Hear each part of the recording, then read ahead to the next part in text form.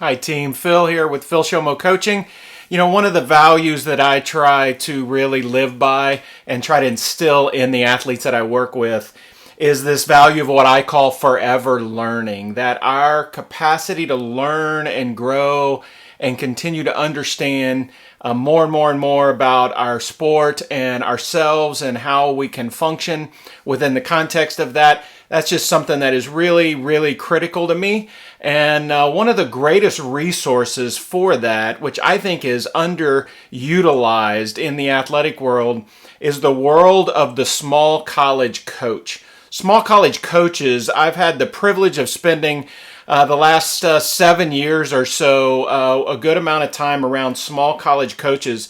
And it honestly is just incredible the caliber of people that are in the small college coaching world.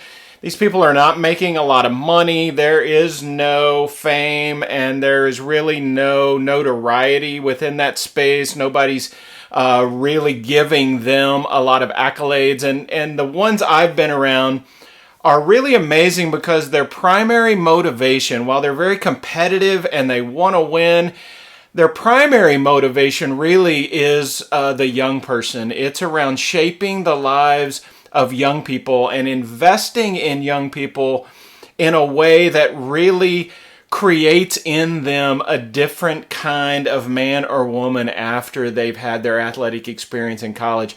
So I just thought it'd be fun to sit down and talk to several small college coaches and maybe share with you some of the amazing information that I've been getting, and it would also just give me selfishly another chance to just pick their brains a little bit on what they know and understand. My first one today is with my good friend Justin Brown. Justin was one of the two main influences that got me involved in the world of mental skills coaching with athletes.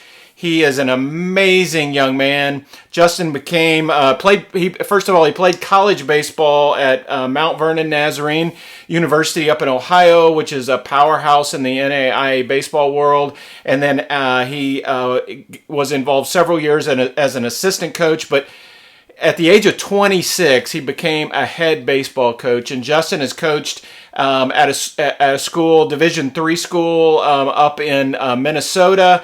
He's also coached at a small college baseball down in Georgia. And Justin is just an amazing mind when it comes to the world of coaching and understanding, mature beyond his years. I am super excited for you to hear from Justin Brown, and I hope that you will get pen, paper, that you will lock into a forever learning kind of mindset, because Justin is always dropping the gold nuggets whenever I have a chance to talk with him. Let's listen to Justin Brown.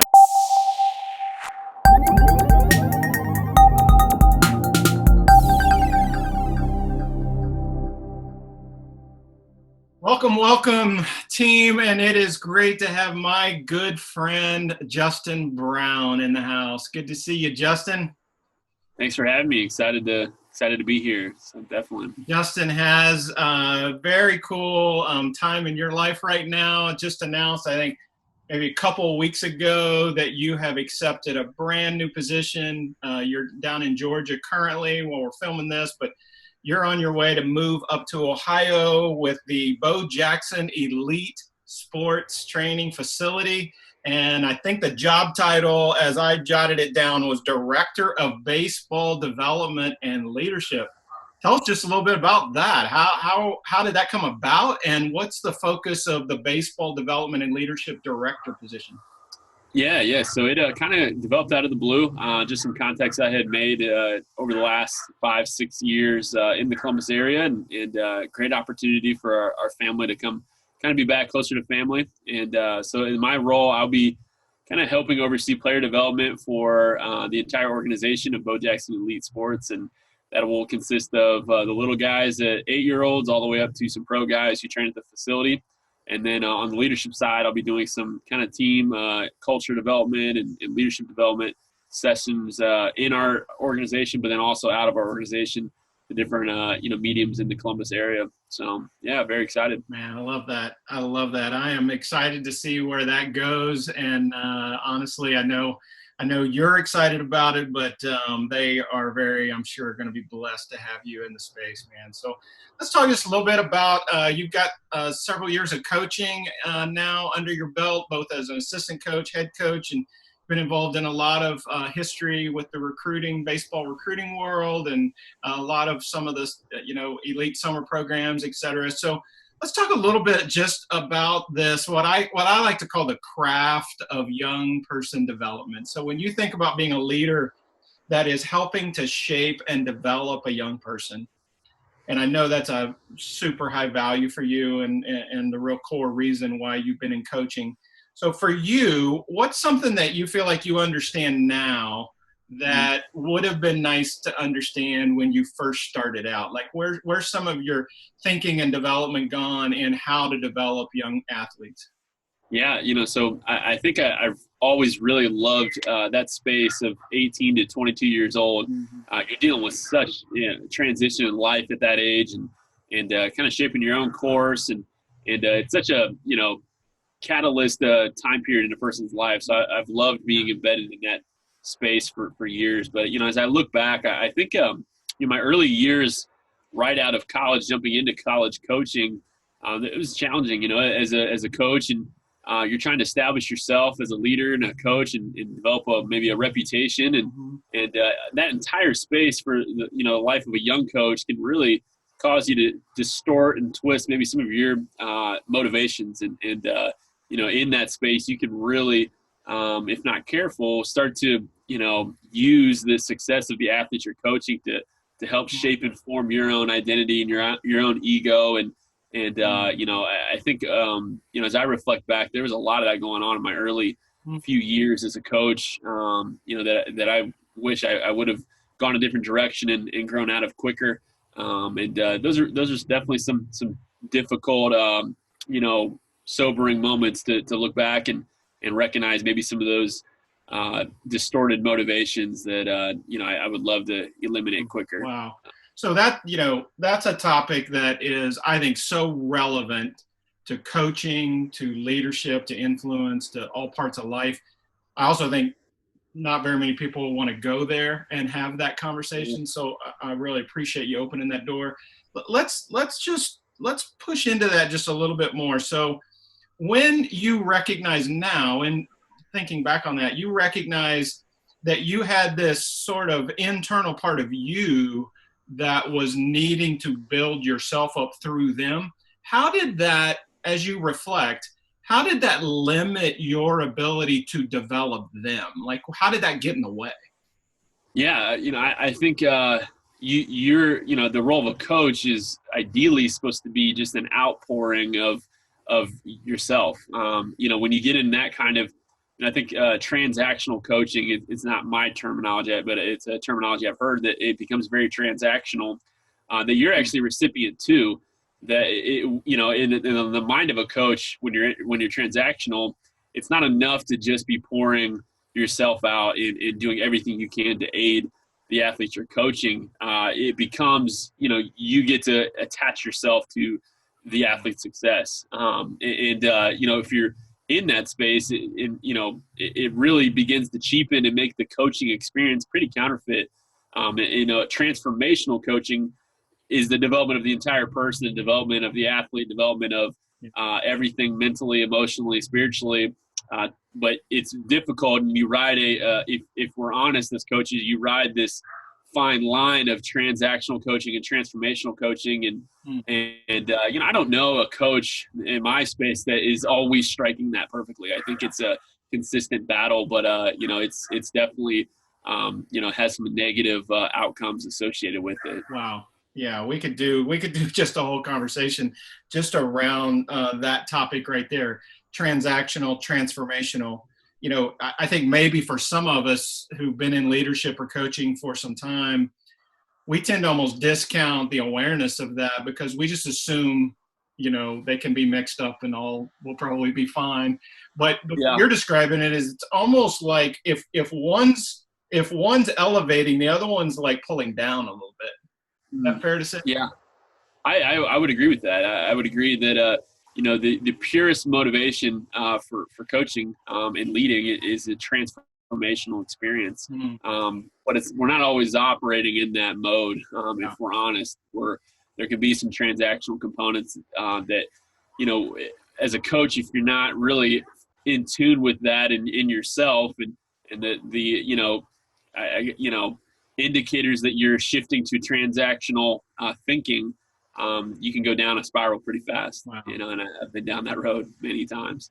Man, well, let's shift topics just a little bit, because again, that one we could spend a long time just talking about that. When and I know you and I have known each other for quite a while, and you've had a profound impact on me starting Phil Shomo Coaching, and you've introduced me to a lot of names and people in the whole space of mental skills development and emotional development. And how about for you? What are the names of some of the mentors, maybe some resources that have really impacted you in the whole mental skills side of baseball?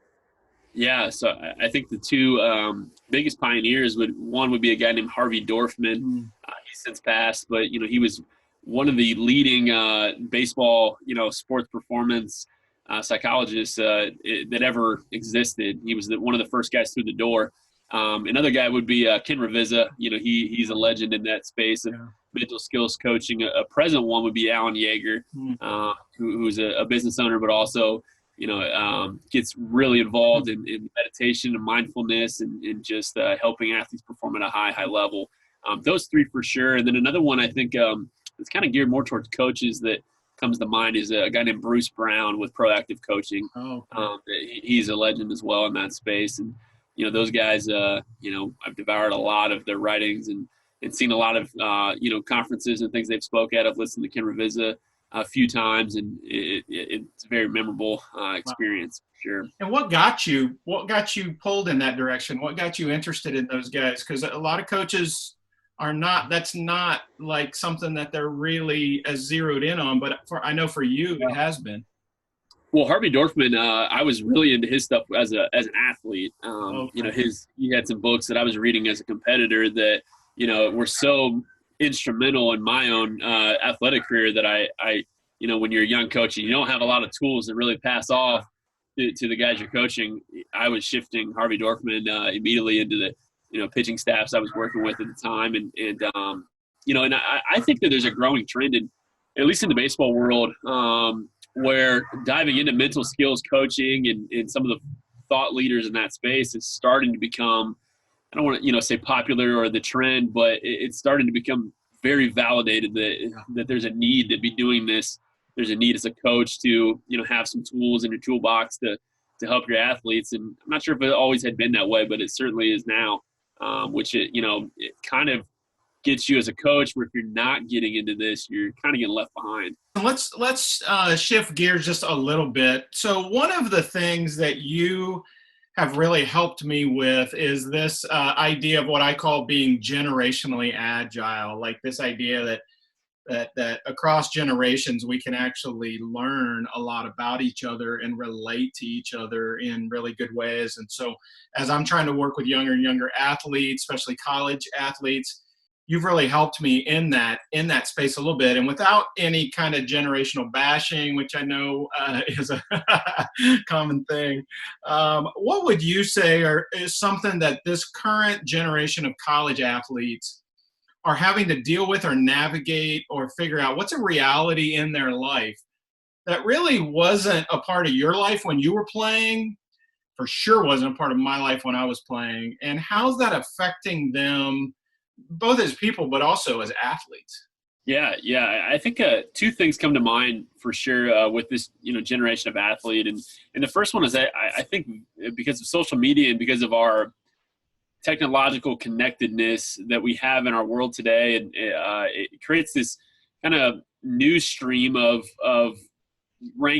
prospect rankings, and who's getting an offer to play where, and what that kind of does is, in my opinion, is create this, like, I think of a middle school cafeteria walking in.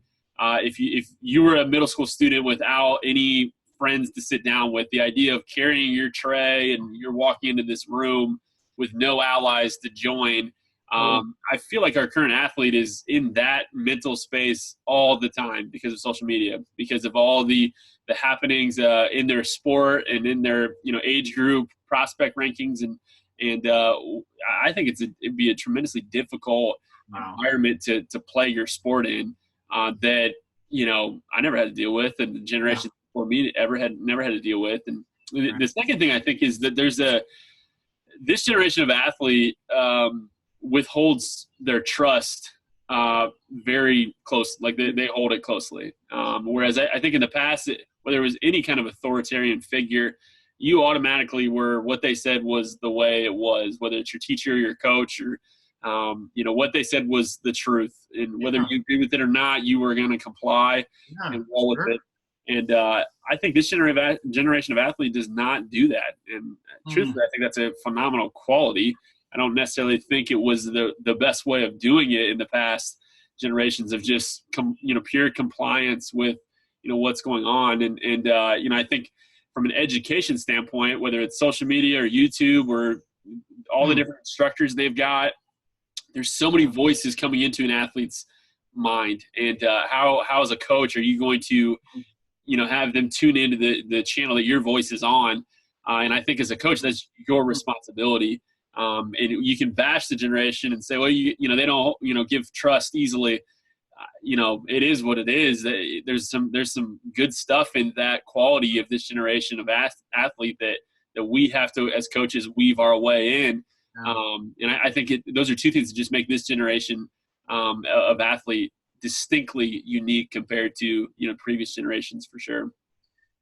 You have for sure, you and I have had this topic, we've conversed on this topic a good bit, but it's continually interesting to me, forever learning here. So I want to pick your brain even just a little bit more on this. So you and I both agree, and we've talked about this, that trust with this current generation of athletes, it's not like it might have been a +10 if you were an authority figure or coach or had a title.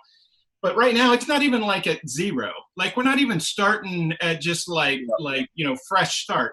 It's really more like a -10. Like, they're coming to you as a leader or a coach with a distrust that you then have to begin to build trust equity. You have to begin to earn that trust. And I've watched you with your players and your team. I think you actually are very, very good at building from that -10 to get that up. So open up for us just a little bit about, in your mind, what are some of the ways that you go about doing that? How do you start with sort of this skepticism from a player and begin to work from there to try to build some trust equity with them? Yeah, I think the number one thing is coming in to build a relationship first, in my opinion. There are too many gurus in terms of sports skills out there. So I guess in my life as a coach, I've just kind of realized I'm not going to keep up with the gurus. I'm not going to emerge as the go-to voice for whatever mechanical, physical skill out there. If I'm going to be a guru, I'm going to be a guru at relationships first. And I think kind of entering that environment with an athlete of showing a personal interest in them, trying to not be a know-it-all, trying to kind of, I think it comes maybe from my education background of this idea of we're learning together. I have the final say. I'm filling out the lineup card, and I know that, but I don't need to wrangle with, the team and the athletes on who holds the power. I know at the end of the day, I'm going to determine who's going to play. But can we create an atmosphere and an environment where, we're kind of all in this together. We're all learning. I'm learning with you of what the best way to do this is. And I'm not really trying to push an agenda or push this idea that I'm the end all, know all on a particular topic, from a mechanical standpoint of the athlete. And I think those things have just helped. And I think at the end of the day, just enjoying being around people goes a long way. Just liking people. That what I think as a coach, for me, I enjoyed that more than the actual mechanical stuff. And I enjoyed that, of course, and I'm researching and looking into that. But at the end of the day, it's a human to human interaction, coach and athlete. And if you can do the best you possibly can to create an appropriate level of friendship, an appropriate level of relationship with the athletes, I think it just comes back to help you, that they eventually start to go to you, and they give you trust, and they eventually start to ask instead of you having to jam whatever you're wanting down their throat. To me, it's almost like playing a big mental game of Monopoly. And if I'm winning the game of Monopoly, they're asking me. I don't like they're asking my opinion. I'm not having to insert my opinion in there. That would be a win in this game. And I think it's a soft skill for sure that is I'm still learning and still trying to master. Well, forever learning on that for sure, right? That's I don't think we ever get done with that. But what I really like is the fact that your mile marker, one of your defining characteristics in that journey is, are they coming to me? As opposed to you always as a coach or as a leader jamming into them what they need. Right. And raises a whole different set of questions. How do I create a relationship with them that creates an openness, the cliche safe space, but there's reality behind the cliche. How do I get to that space where they believe they can actually come to me?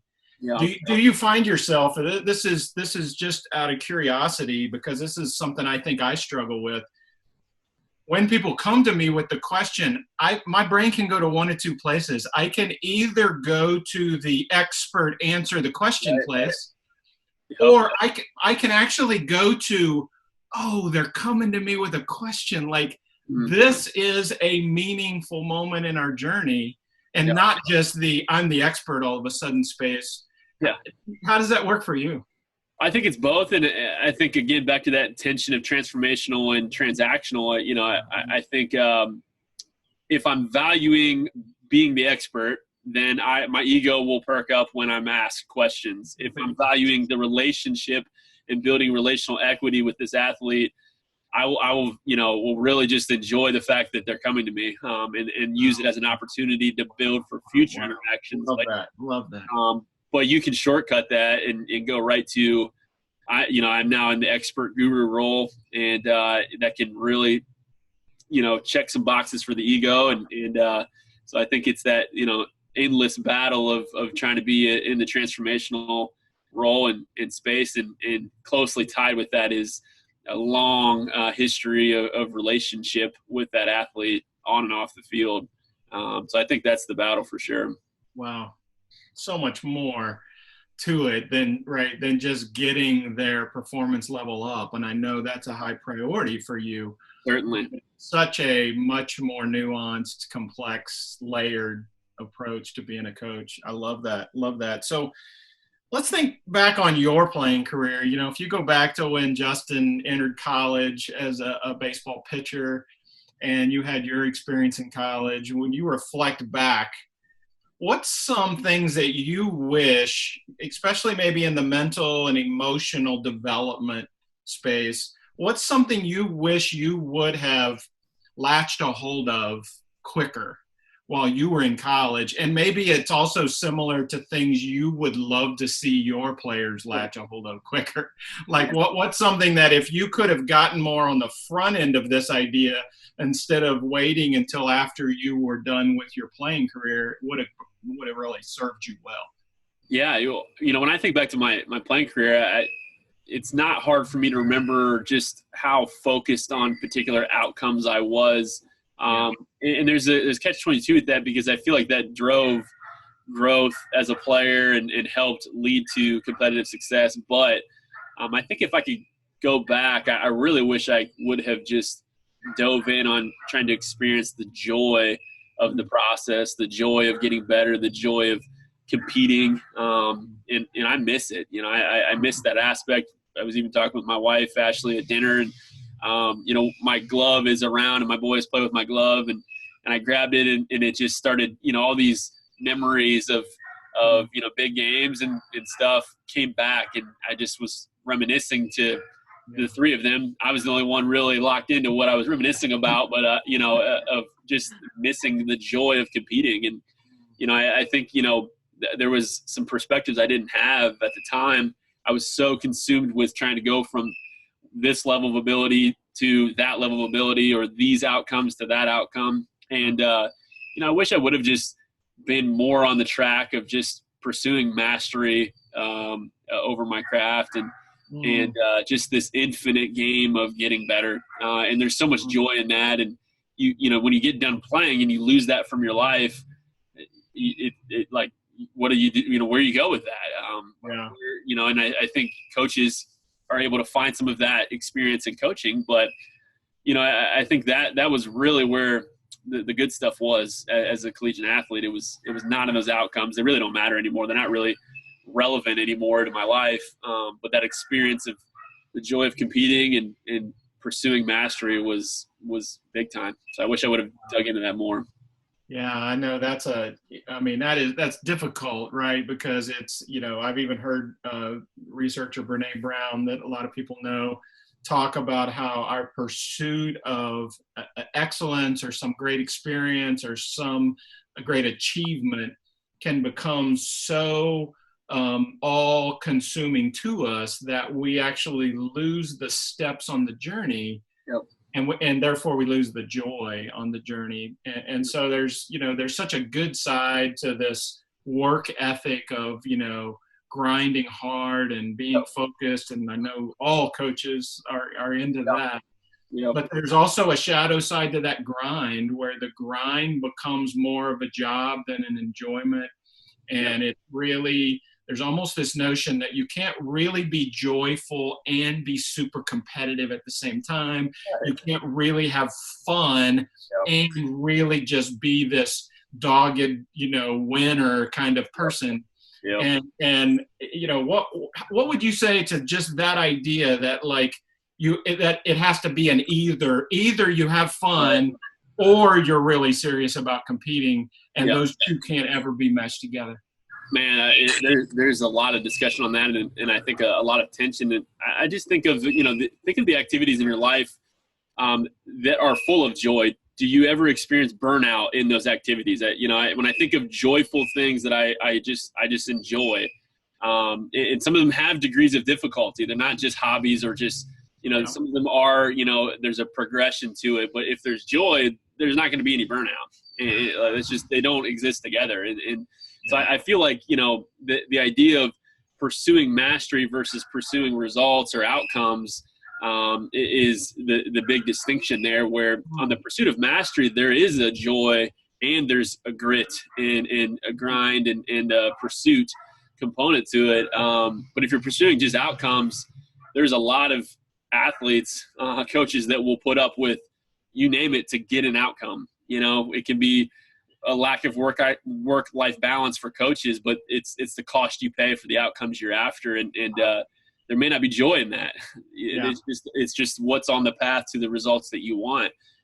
So I think that, being mastery driven of I just want to get better at whatever this craft is over however long I'm doing this craft. There's so much joy in that, and there's a pursuit, and there is a element of being challenged and a grind and a grit and a mundane aspect to it, but it's never ending. It's an endless game. Simon Sinek wrote a book called The Infinite Game that strikes a chord in this topic, that the idea that it's this never ending journey. If you're result driven, that freaks people out. That freaks me out. What do you mean that never ending? I want there to be an end because I want a particular result. But you're trading off potentially, at least I was, just joy. I wanted it to stop because I wanted the result, and I want to be more mastery driven. So it's a long-term pursuit. So, yeah. Yeah, man, that's so good. So last question, then we'll get into kind of the closing thing I want to do. So when you think about athletes right now, you've got your players.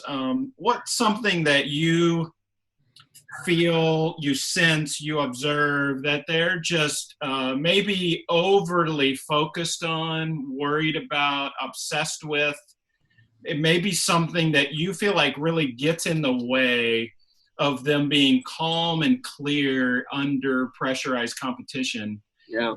Just maybe that thing that you would say, man, if we could just lessen some of that, like bring the meter down a little bit on that obsession, we could really help you get more calm, clear, and confident when you need to be.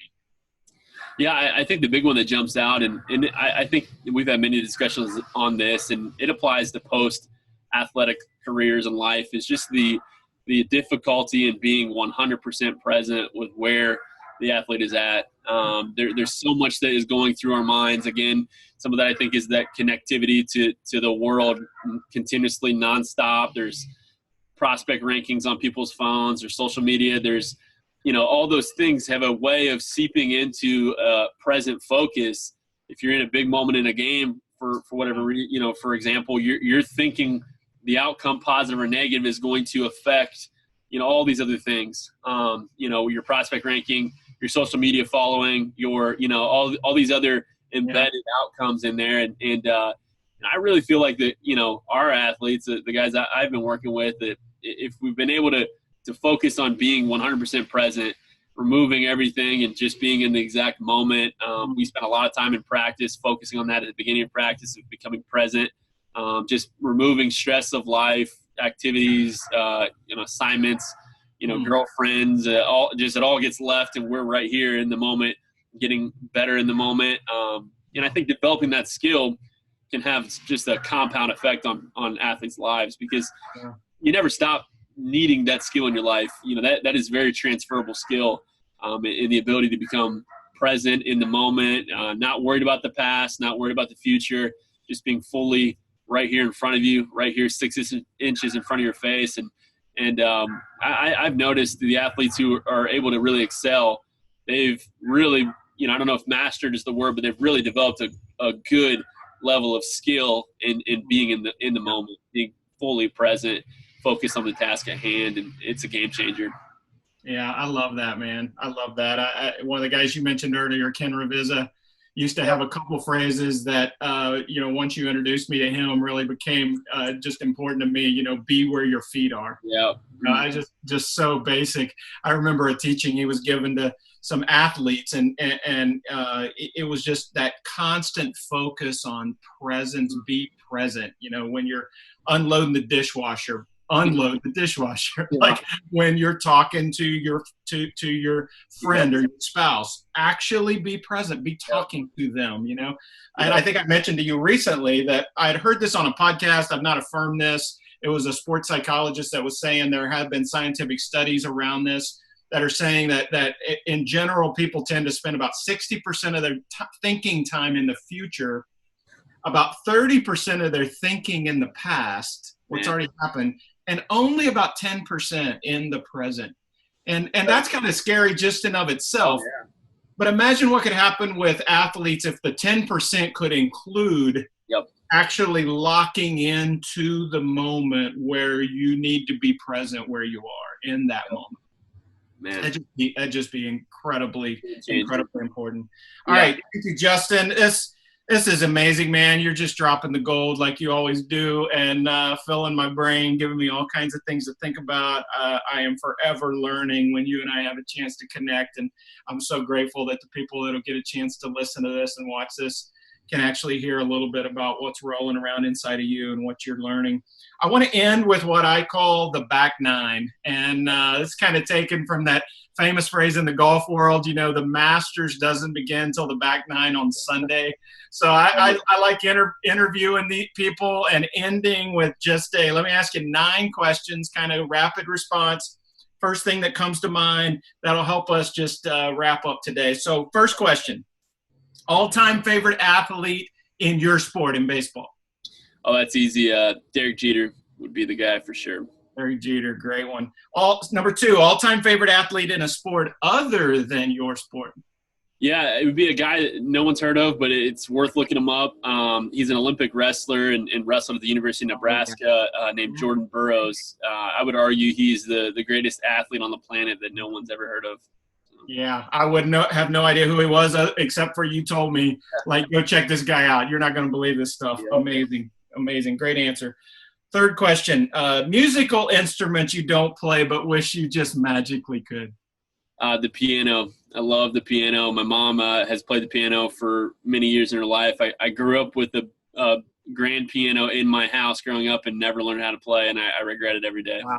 Wow. You know, they always say musicians wish they could be famous athletes. Athletes wish they could be rock star musicians. Yeah. So there we go. All right. Number 4, favorite guilty pleasure food for Justin Brown. Anything with sugar. It can be natural sugar, artificial sugar. Anything. I love sugar. It's a problem, but I love it. So. All right. Good one. Number 5, one rule in your sport that you would change if you could change it. I'm passionate about the new rule that was just made. I know we haven't seen a game with it in place yet, but the new rule of a manager, when they make a pitching substitution, that pitcher has to face a 3-batter minimum.